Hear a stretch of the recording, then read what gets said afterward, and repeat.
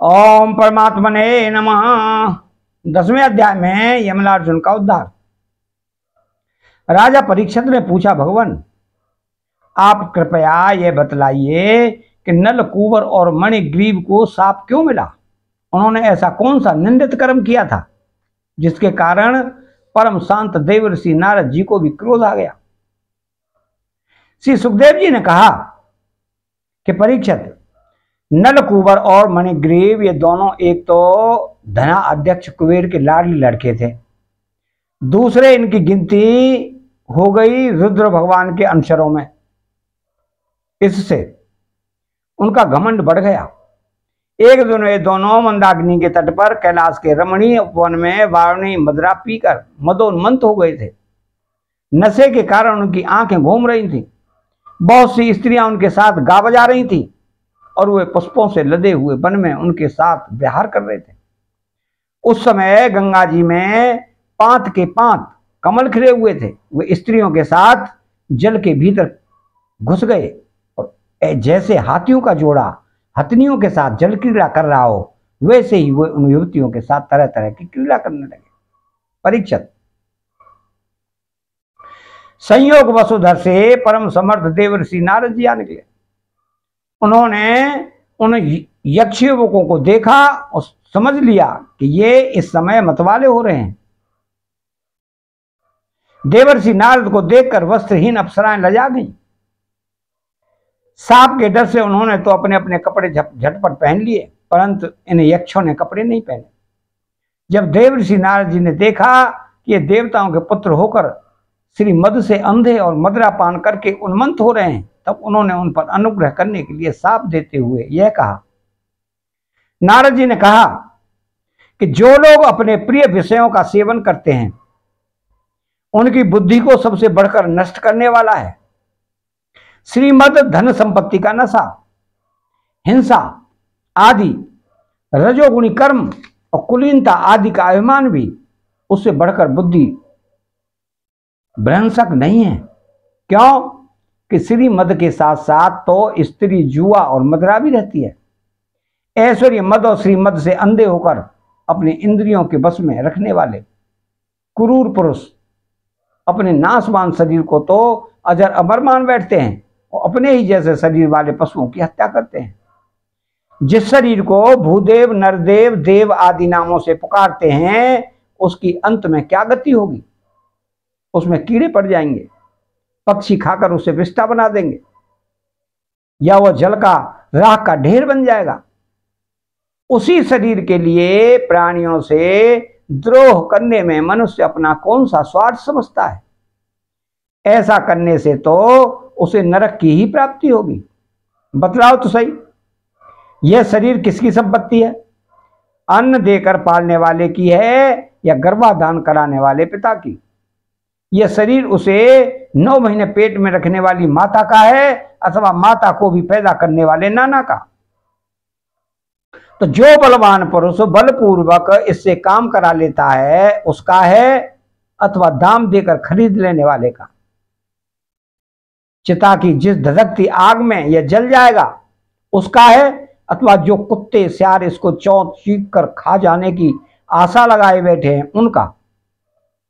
यह शरीर एक साधारण सी वस्तु है, प्रकृति से पैदा होता है और उसी में समा जाता है।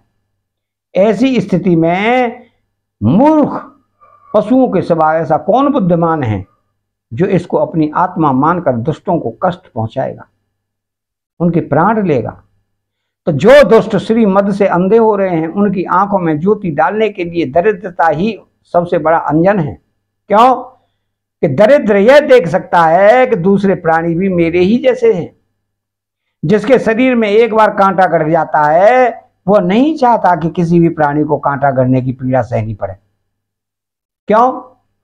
उस पीड़ा, उसके द्वारा होने वाले विकारों से वह समझता है कि दूसरों को भी वैसी ही पीड़ा होगी, परंतु जिसे कभी कांटा गड़ा ही नहीं वो इसकी पीड़ा का अनुमान नहीं कर सकता।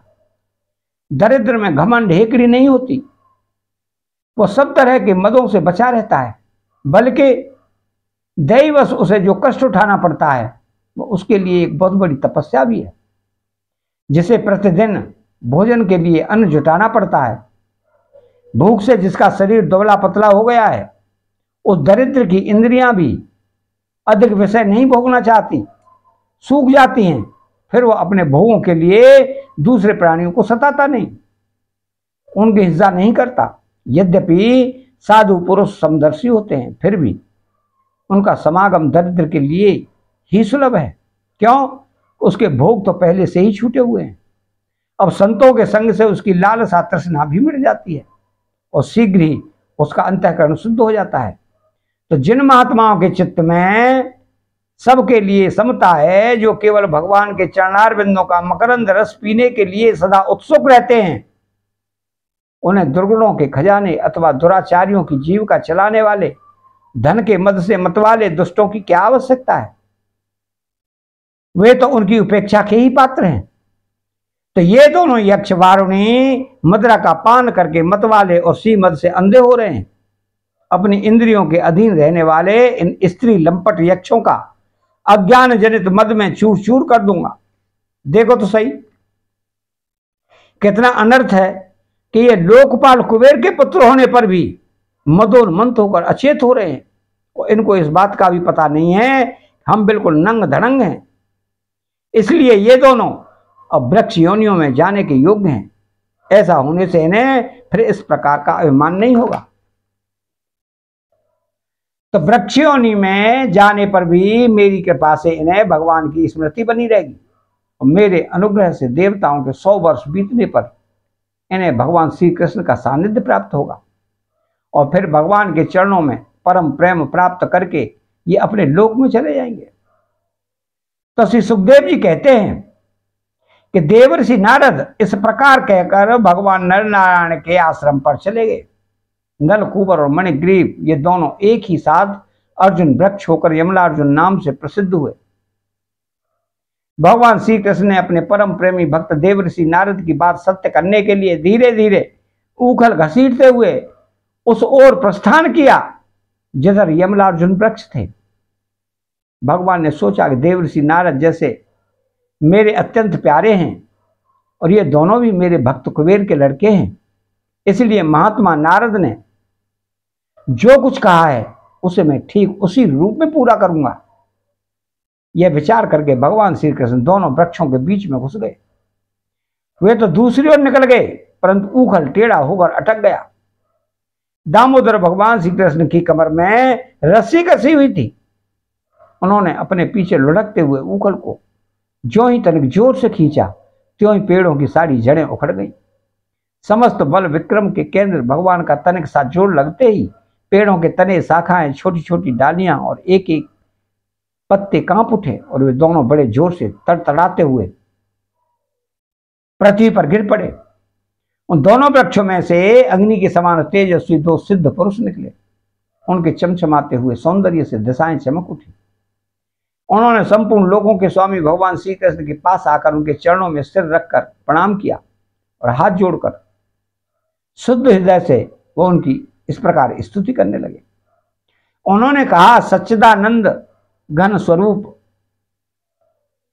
सबको अपनी ओर आकर्षित करने वाले परम योगेश्वर श्री कृष्ण, आप प्रकृति से अतीत स्वयं पुरुषोत्तम हैं।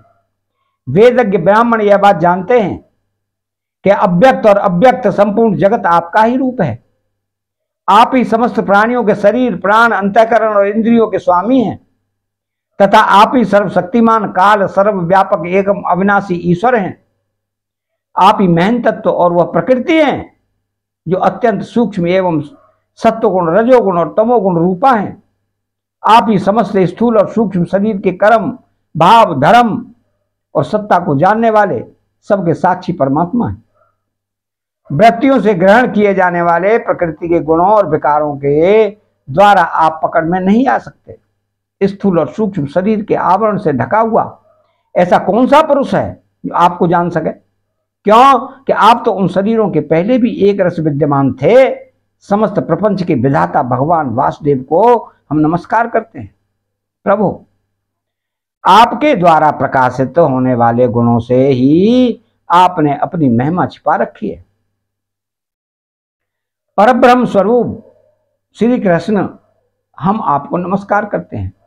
आप प्राकृत शरीर से रहते हैं, फिर भी जब आप ये ऐसे पराक्रम प्रकट करते हैं जो साधारण शरीरधारियों के लिए शक्य नहीं है, और जिनसे बढ़कर तो क्या जिनके समान भी कोई नहीं कर सकता, तब उनके द्वारा उन शरीरों में आपके अवतारों का पता चल जाता है।